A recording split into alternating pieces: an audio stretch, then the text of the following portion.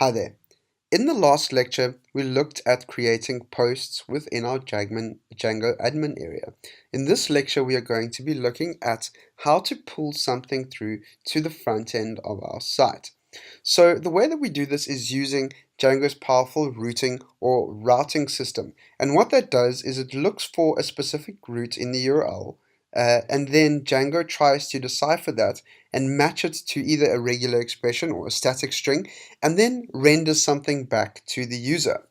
So the way that we would do this in Django is by opening up our urls.py file and creating a set of URLs that Django can try and find. So what you'll notice firstly is that we have a list called URL patterns, and then it will then create a list of URL patterns.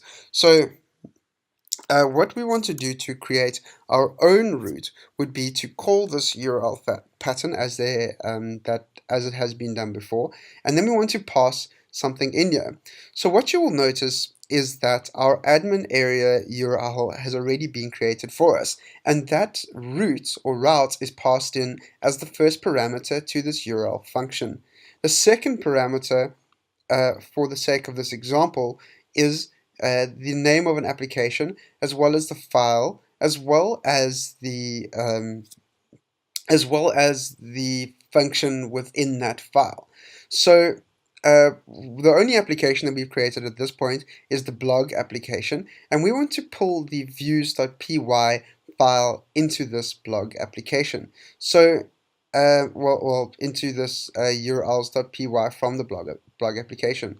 So the way that we would do this is to firstly create the route that we are looking for. I'm going to keep the route empty because I want it to load when no parameters are set. So that would be if we had to refresh this page where there are no additional parameters in the URL. The second thing that I want to do is I want to pass the name of the view and the function that we are looking for. Now at the moment we don't have access to our blog application and the views file and any functions inside of this file because we have not imported it into this file.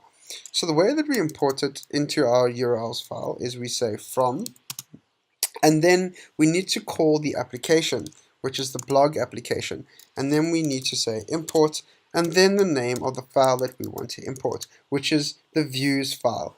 Now we may well have a lot more applications than just the blog application, so using the keyword views here may be a bit ambiguous. So I'm going to say as blog views, and what this will do is it will give more specificity to our blog views.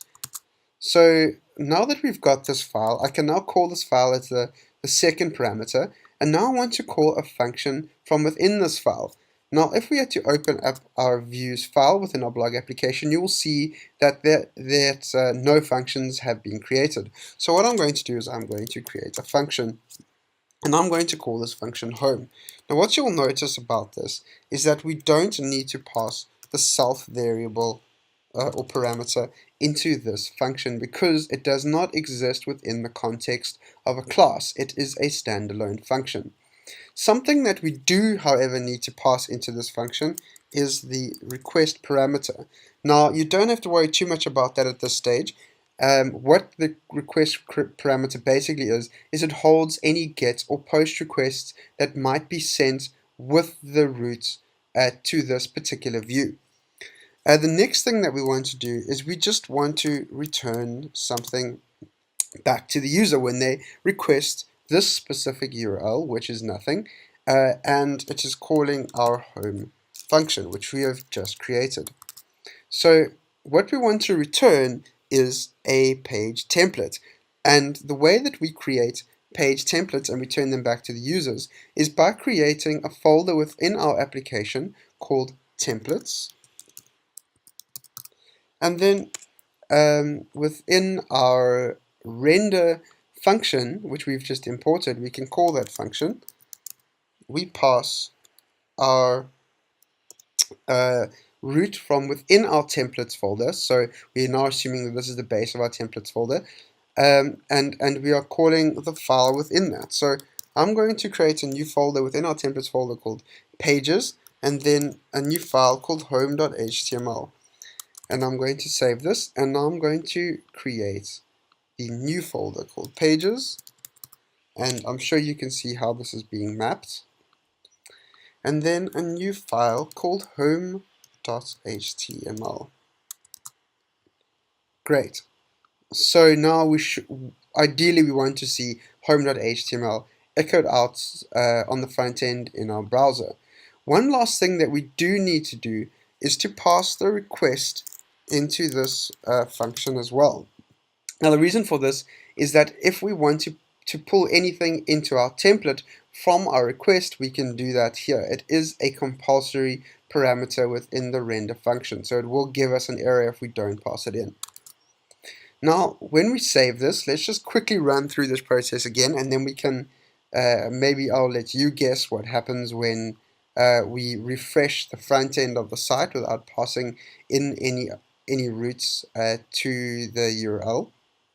So we are adding a new instance of our URLs to this URL patterns. We are creating a base instance with no parameters in it. So if we just load the site without any parameters in the root, and then we are loading the blog views file, which is the views file because we've set the views file within the blog application as blog views, and then we are calling the home function within that, and the home function is passing in the request as a parameter, and then it's returning the render function, which renders pages/home.html within our templates folder that is sitting in our application, and that's going to look something like that. So now if we had to refresh this page, you will now see that we have our home.html file successfully rendered. Well done, guys. Just to make my point a little bit clearer, I'm going to now change this to something static. So let's say test. So now if we had to refresh the front page of our site, you will notice that our empty route no longer exists. However, it does tell us that there are two other possible routes that we could use. So if we had to now say /test, we should get our home.html file registered or rendered. Great, well done, guys. Yeah, see you in the next lecture.